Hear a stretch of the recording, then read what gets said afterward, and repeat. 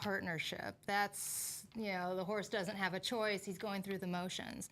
But you're never going to get the same performance from the horse or connection with them as you will when their mind is really soft, they're present, they're participating, they're like, oh, you're part of the herd, yes, you're dominant, and I'm happy to follow you. I'm willing to follow you. So that's an important aspect. On the ground and under saddle, asking them to move in a way that promotes balance, that, helps to condition their body correctly. So if you're riding and their head is, up, elevated in the wrong position, and their body is always in an inverted frame, then you're always going to be putting back strain on them every time you get on their back. Well, over a period of time, even though they're out in their pasture or they're hanging out in their stall, they're not resolving that problem. They're not going to physical therapy on the off day, the days that you're not on them, and fixing that, and it becomes a chronic problem. And a lot of times I think we don't realize that, if your horse is traveling and he's dropping a shoulder and he does that all the time, now he's going to start to have, shoulder pain or hip pain or Okay. Now the folks that you're working with these days, is it all different breeds of horses, all different disciplines? What do you focus on? The way I look at it is every horse is a horse. So they're either in a relaxed and receptive state of mind or traveling in a balanced athletic way, or they're not. Okay. So whether it's a gaited horse or not, that doesn't matter either. I have a wide range. I'm working with a Percheron Frisian cross who weighs about 1,800 pounds. Morgans, Arabs, quarter horses, spotted saddle horses. Everything that I do can benefit the horse no matter what its breed is or what its job is, its event. Okay, so like she said, a horse is a horse, and a lot of those things transcend, it's a common thread between all horses, and making sure that they move correctly, and it can benefit you if you're barrel racing or trail riding, anything in between. Have you had any, is there anything different about being a female horse trainer these days, or have you had any response? Do you feel like you have more female clients because of that, or? I have had people tell me that they were looking for a female trainer. And, through the years, I've seen female and male trainers who are either very, compassionate and gentle, or the other end of the extreme.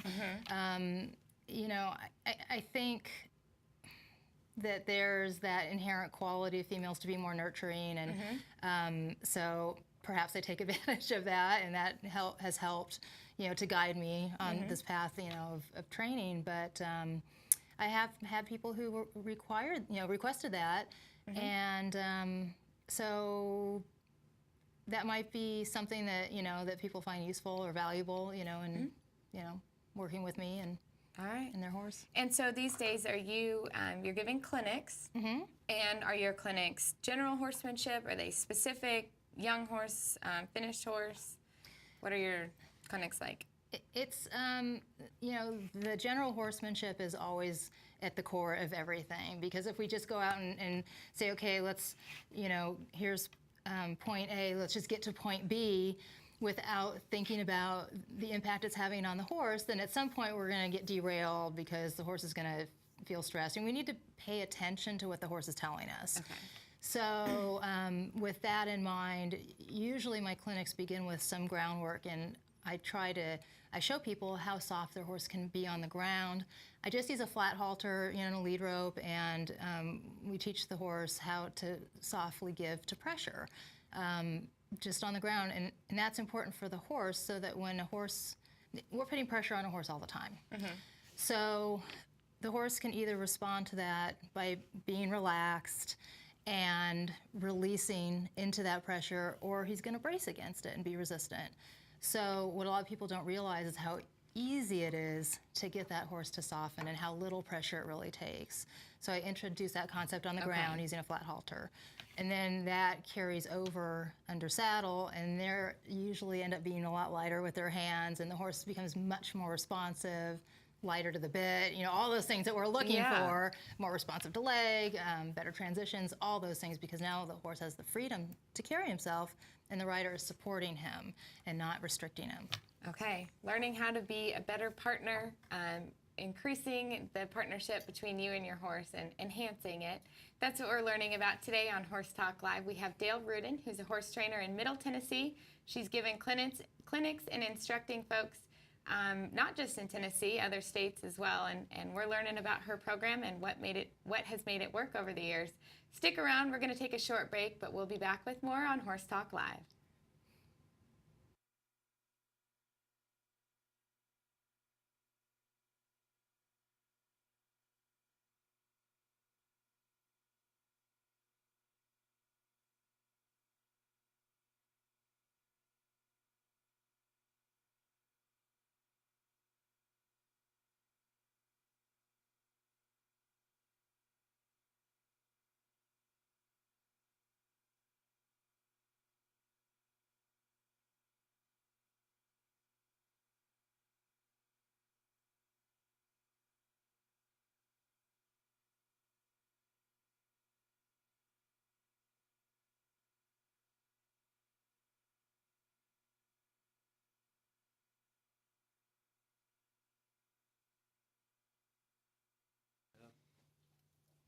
I think that's okay. Okay.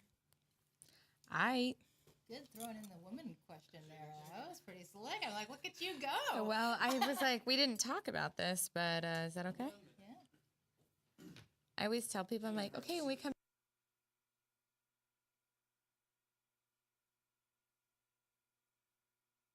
Just trying to keep everybody on their toes. When we come back, yeah. Sorry for not acknowledging you. We'll talk about unnatural horsemanship and what that means. Okay. Okay. And then And then we'll probably there'll be use people like